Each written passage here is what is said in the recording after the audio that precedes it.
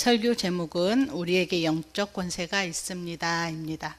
세상을 살아가다 보면 우리는 스스로 위축될 때가 있습니다. 다른 사람보다 돈이 없다는 이유 때문에 위축될 때도 있고, 다른 사람보다 실력이나 능력이 부족하다고 생각될 때 위축되기도 합니다.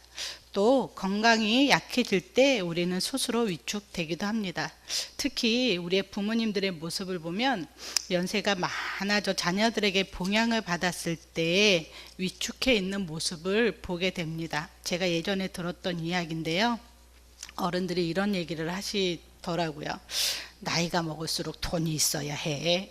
돈이 있어야 자녀들이 부모에게 함부로 하지 못해. 그런 이야기를 어른들이 하는 걸 들었습니다. 자녀 입장에서 이런 이야기를 들으면 참 서글픈 마음이 들기도 합니다. 세상은 이와 같이 돈이 있어야, 능력이 있어야 당당하게 살 수 있다라고 가르치고 있습니다. 그렇지만 성경은 꼭 돈이 있어야, 능력이 있어야 당당하게 살 수 있는 거야 라고 말하고 있지 않다는 거죠. 돈이 없어도, 능력이 부족해도 우리는 얼마든지 세상 속에서 당당하게 살고 있다는 것을 성경이 가르쳐주고 있습니다. 그래서 저는 오늘 세상 권력자 앞에서 당당하게 살았던 한 사람을 소개하려고 합니다. 이 사람의 이름은 야곱입니다. 오늘 본문의 배경은 야곱과 바로왕이 만나는 장면을 기록하고 있는데요. 이 바로왕 앞에 야곱이 쓰게 된 배경을 먼저 설명을 하자 보면, 가나안 땅에 기근이 들었을 때 야곱은 아들들에게 애굽에 곡식이 있다는 소식을 듣고 애굽에 가서 곡식을 사오라고 이야기를 합니다. 그 아들 중에 베냐민만 빼고 10명은 그 애굽으로 곡식을 사러 출발을 하죠. 그런데 당시 애굽의 총리는 바로 요셉이었습니다. 이 형들은 애굽에서 비로소 동생 요셉을 만나게 된 것이죠. 하지만 이 요셉의 위치가 너무 높은 위치에 있었기 때문에 형들은 감히 얼굴을 들고 총리를 바라볼 수 없었기 때문에 그가 요셉인지를 알지 못했습니다.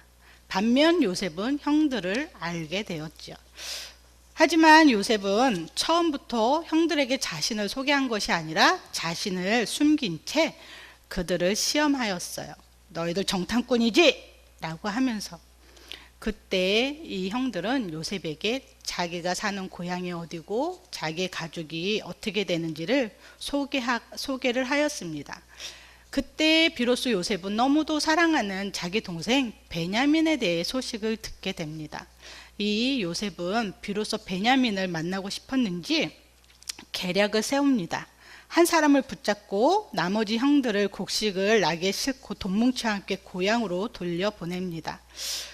베냐민을 데려와야 그 붙잡힌 형제를 내어주겠다는 것이죠. 형들은 이 사실을 아버지 야곱에게 이야기를 합니다. 야곱은 너무도 사랑하는 아들 요셉을 잃은 아픔이 있었기 때문에 베냐민까지 이룰 수 없다라고 단호하게 거절을 합니다. 하지만 기근이 점점 더 심해지자 애굽으로 다시 곡식을 사러 갈 수밖에 없는 상황 속에서 야곱은 결단하고 베냐민을 형들과 함께 다시 애굽으로 보냅니다. 그곳에서 요셉은 다시 형들과 베냐민을 만나게 되었고 진수성찬을 준비하고 즐거운 시간을 보냅니다. 그 후 아침이 되어서 이 요셉은 형들에게 곡식과 자루에 돈을 넣어서 보내려고 하는데, 형제들 중에 한 청년의 자루 안에 은잔을 넣으라고 종에게 지시를 합니다. 바로 그 은잔을 가지고 있는 청년은 베냐민이었어요. 요셉은 이렇게 계획을 세운 이유가 제 생각에는 베냐민과 함께 살고 싶어서였을 것이에요. 어찌됐든 형들은 요셉이 그런 계획을 세우고 있다는 거 알지 못한 채 요셉이 준 자료를 가지고 고향으로 향합니다. 그런데 얼마 못 가서 요셉의 종에게 그만 잡히고 말게 됩니다. 그제서야 형들은 자신들이 도둑자로 모이고 있다는 사실을 알고는 자기들은 그런 죄를 지은 적이 없다고 펄쩍 뛰게 됩니다. 그들은 다시 요셉에게 찾아와서 자기들의 사정을 이야기를 하죠. 그 중에 유다가 당당하게 요셉에게 이야기합니다. 우리가 그런 죄를 지었으면 우리가 당신의 종이 되겠나이다. 하지만 요셉은 단호하게 아니야, 너희들은 다 나의 종이 될 필요가 없어. 이 은잔을 가지고 있는 한 사람만 나의 종이 될 것이야. 이런 배경을 가지고 있었기에 이 형들은 다시 고향으로 돌아가 아버지에게 상황을 이야기하고 아버지를 애굽으로 모시고 오게 됩니다. 이것이 야곱이 사랑하는 아들 요셉을 만난 배경이었고 이 바로왕을 만난 배경이었습니다. 오늘 말씀을 통해 저는 이 바로 앞에 선 야곱의 모습을 통해 은혜를 나누고자 합니다. 바로왕을 만난 야곱의 모습, 성경은 이렇게 기록하고 있습니다. 7절, 요셉이 자기 아버지 야곱을 인도하여 바로 앞에 서게 하니 야곱이 바로에게 축복하매. 10절에도 야곱이 바로에게 축복하고 그 앞에서 나오니라 라고 기록되어 있습니다. 야곱이 바로를 축복하였다는 것이죠. 축복은 복을 빌어주는 행위입니다. 특별히 성경에서 축복은 하나님께서 은혜를 베풀어 주실 것을 강구하는 것을 말하는 것인데요. 여러분 생각해 보세요. 이 야곱이 바로를 축복하였다는 것은 대단한 일일 수밖에 없습니다. 왜냐하면 바로는 당시 누구였냐면 세계를 호령하는 왕이었어요. 백성들에게 신과 같은 존재였어요. 권력을 가지고 있는 자였어요. 그런 반면에 야곱은 힘이 없는 노인이었어요. 고향의 기근을 피해 애굽으로 도피해온 사람이었어요. 그리고 그의 아들들과 함께 목축업자로 소개되어진 사람입니다. 당시에 애굽 사람들은 목축업자를 싫어했어요. 창세기 46장 34절에 애굽 사람은 다 목축을 가증히 여기나니 라고 기록한 것처럼 애굽 사람들은 이 목축 일을 하는 사람들을 천하게 여기고 그들을 불쾌하게 여겼다는 것이죠. 이 야곱이 자기의 식소들과 함께 그 양소 그런 목축을 가지고 온 것을 애굽 사람들은 보았을 것이에요. 얼마나 시선이 따가웠을까요? 그런 보잘것없는 야곱이 감히 바로 왕에게 축복을 하였다는 것이에요. 한 예를 들어보겠습니다. 500명의 직원이 있는 회사에 이제 갓 입사한 신입사원이 사장님과 만남을 가졌어요. 근데 그 자리에서 이 신입사원이 사장을 축복하는 것이에요. 쉬운 일일까요? 어려운 일일까요? 어려운 일이에요. 이 세상도 그렇게 500명 뿐만이 아니라 직원을 데리고 있는 사장 앞에서 직원은 감히 축복이란 단어를 사용할 수 없는 게 이 세상이에요. 하물며 야곱이 살았던 시대에 바로 왕에게 이 야곱이 그렇게 축복을 했다는 것은 큰 사건이 아닐 수 없다라는 것이죠. 우리는 이 사실을 통해 무엇을 깨닫기를 원하냐면 영적인 권세를 가진 사람은 어떠한 상황과 환경 속에서도 당당할 수 있어야 한다라는 것입니다. 야곱이 바로 왕을 축복할 수 있었던 이유는 야곱에게는 영적인 권세가 있었기 때문이에요. 영적인 권세는 세상 권세보다 더 위에 있어요. 영적인 권세는 세상이 주는 것이 아니라 오직 하나님께로부터만 받을 수 있는 권세이기 때문에 그래요. 야곱은 하나님으로부터 영적인 권세를 받은 사람이었기에 그는 바로 왕을 축복할 수 있었던 거예요. 이것을 어떻게 알 수 있냐면 제가 이제 히브리 성경을 조금 말씀을 드리겠습니다. 구약 성경은 히브리어로 기록된 성경이잖아요. 이 축복이라는 단어는 히브리어로 바레크라고 기록되어 있어요. 바레크는 문법적으로 이제 동사로 사용되어지고 있는데 히브리어의 동사는 여러 유형이 여러 종류가 있어요. 그 중에 히필이라는 동사가 있는데요. 이 히필이라는 동사는 사역 동사로 쓰일 때가 많아요. 바로 야곱이 바로 왕을 축복하였다는 이 축복이라는 단어가 사역 동사로 쓰인 바레크인데요.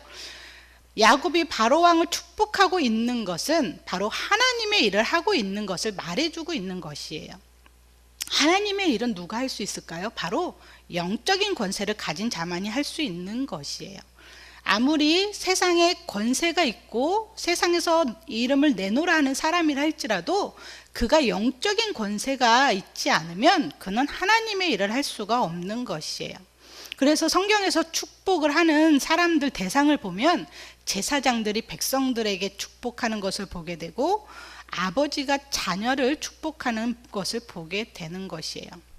야곱은 비록 노인이었지만 그는 영적인 권세가 있었기 때문에 당시 세상을 호령하고 백성들에게 신처럼 여겨지고 권력을 가진 바로 왕을 감히 축복할 수 있었던 것이에요. 그런데 여러분, 하나님은 야곱에게만 영적인 권세를 주셨을까요?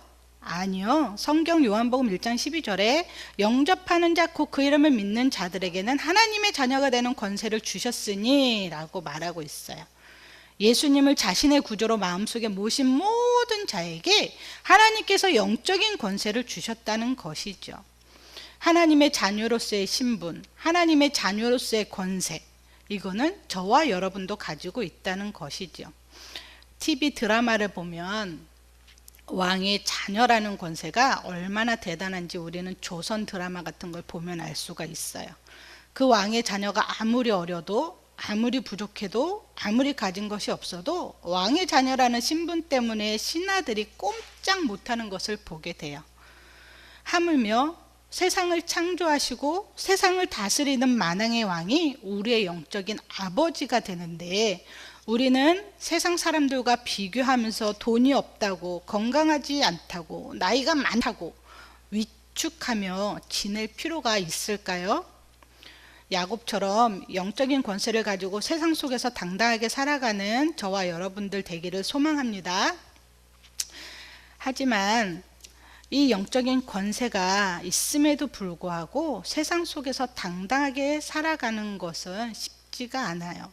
그래서 그리스도인이라고 하면서 영적인 권세를 가지고 세상 속에서 당당하게 살아가지 못하는 사람들을 종종 보게 됩니다. 교회 다니는 것을 부끄러워하는 그리스도인도 있고요. 교회에 직분 잘하는 것을 숨기는 그리스도인들도 있습니다. 어느 목사님이 계셨어요. 목사님이 길을 가시다가 여집사님을 만났다고 합니다. 그래서 집사님 너무 만나서 반가워서 큰 소리로 집사님이라고 불렀다고 해요. 그런데 그 집사님이 목사님께 터벅터벅 걸어와서 귀에 대고, 목사님, 다른 사람들이 들어요. 저보고 집사님이라고 부르지 마세요 라고 했다고 해요. 이것은 실화입니다. 목사님이 뭐라고 말씀하셨을까요? 집사님, 하나님이 주신 직분이 부끄러우신가요? 여러분, 이 이야기를 들으면 남의 이야기 같죠. 영적인 권세를 가지고 있는 사람은 누구 앞에서도 자신의 신앙의 정체성을 당당하게 이야기할 수 있어야 합니다. 저와 여러분들은 어떤가요? 만약에 우리가 세상 속에서 가진 것이 없다는 것 때문에, 약하다는 것 때문에, 실력이 부족하고 능력이 없다는 것 때문에 이 신앙의 정체성을 드러내지 못하고 위축되어 있다면 무엇이 문제일까요? 확신이 부족하다고 저는 생각을 해요. 나는 하나님의 자녀라는 확신의 부족, 하나님 말씀이 있는데 말씀에 대한 믿음의 확신의 부족, 저는 이런 부족이 세상 속에서 당당하게 그리스도인답게 살아가는 것을 위축하게 하는 거라고 생각합니다. 그런데 오늘 성경 야곱을 보십시오. 야곱은 바로 왕 앞에서도 당당하였어요. 그를 축복할 정도로 당당하였어요. 그 해답이, 그렇다면 이 야곱이 그렇게 당당할 수 있었던 원인이 무엇인지 한번 말씀을 찾아보겠습니다. 9절에 바로 왕이 야곱에게 묻습니다. 내 나이가 얼마냐? 야곱이 대답합니다. 내 나그네 길의 세월이 130년이다. 여기서 야곱은 바로 왕에게 자기 나이를 소개할 때 표현하는 단어가 있어요. 그거는 나그네입니다. 이 야곱은 나그네라는 인식을 가지고 살았음을 알 수가 있는 거예요. 야곱의 일생을 돌아보면 그는 나그네처럼 살 수밖에 없었어요. 아버지 이삭을 속여 형의 축복을 가로챘을 때부터 그는 이미 나그네 신세가 되었던 거예요. 형을 피해 도망 신세가 되었고 삼촌 라반을 집으로 도망할 때 그는 하나님께 이렇게 기도했어요. 창세기 28장 20에서 22절에 하나님이 나와 함께 계셔서 내가 가는 이 길에 나를 지키시고 먹을 떡과 입을 옷을 주시면 또 내가 평안히 아버지 집으로 돌아오게 하시면 하나님은 나의 하나님이 되실 것입니다. 내가 기둥으로 세운 이 돌이 하나님의 집이 될 것입니다. 하나님께서 내게 주신 모든 것에서 10분의 1을 내가 반드시 하나님께 드리겠나이다. 야곱은 형을 피해 도망하는 신세가 되었을 때 하나님을 찾았습니다. 그는 그래서 베델에서 하나님을 만났어요. 야곱은 이와 같이 하나님과 동행하면서 나그네 의식을 가지고 살아갔을 것이라고 생각됩니다. 여러분, 영적 권세는 하나님께서 하나님의 자녀들에게 주십니다. 그런데 이 영적 권세를 가지고 세상 속에서 당당하게 살아가기 위해서는 해야 될 것이 하나님을 찾아야 해요. 하나님을 만나야 해요. 자신의 정체성에 대한 확신, 나는 하나님의 자녀라는 이 정체성의 확신을 가져야 해요. 그리고 마지막으로 나그네의 의식을 가지고 살아가야 합니다. 나그네의 특징은 뭘까요? 언제든지 떠날 준비를 하고 살아가는 것이죠. 돌아갈 본향이 있기 때문입니다. 저와 여러분들이 이 땅에서 살아가는 이 시간은 나그네의 여정이에요. 우리는 돌아갈 본향, 아름다운 천국이 있는 자들입니다. 그렇기 때문에 우리는 이 세상에서 더욱더 당당하게 살아갈 수가 있는 것이에요. 제가 이제 박주연 집사님 어머니, 시어머니 장례식장을 다녀왔습니다. 이제 박주연 집사님하고 대화 중에 이런 이야기를 들었어요. 어머님이 임종 전에 자녀들을 모아놓고 말씀하신 게 있다고 해요. 유언하셨다고 해요. 그것은 자녀들이 교회를 다니지를 않으니까 이제부터 교회를 다녀서 하나님을 잘 섬겨야 된다라는 그런 유언의 말씀이었다고 합니다.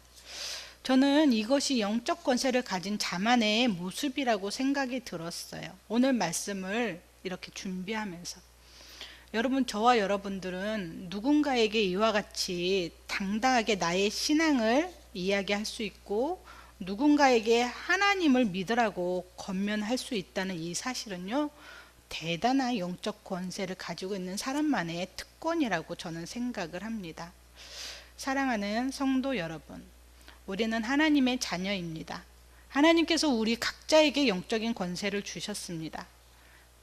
우리는 세상의 가치관을 가지고 세상 사람들이 바라보는 시선을 가지고 살아가는 자들이 아닌 하나님의 말씀에 표대를 삼고 신앙을 가지고 살아가는 자들입니다. 이 세상을 살아갈 때 위축하지 마시고요, 당당하게 살아가는 저와 여러분들 되기를 소망합니다. 우리 이 시간에 말씀 부여잡고 기도하겠습니다.